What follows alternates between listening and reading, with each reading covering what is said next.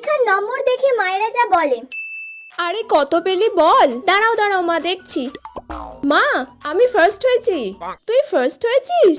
আরে চুমকির বাবা, চুমকি ফার্স্ট হয়েছে এবারে। আমি 700-র মধ্যে 698 পেয়েছি। 2 নাম্বারটা কেটে নিল, 2 নাম্বার আর তুই পেতে পারলি না? 700-র মধ্যে 700 পেলে কত সুন্দর দেখাতো বলতো। মা আমি ফার্স্ট হয়েছি, 2 নাম্বার মাত্র কাটা গেছে। সবাইকে এবার আমি কি বলবো? কিরে কত পেলি? দাঁড়াও দাঁড়াও দেখছি। মা আমি 65% পেয়েছি।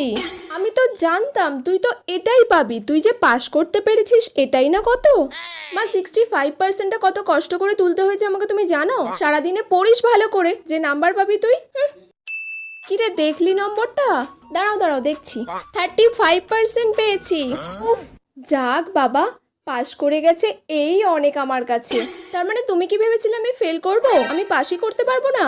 যারা পড়ে ভালো করে তারাই পাশ করে।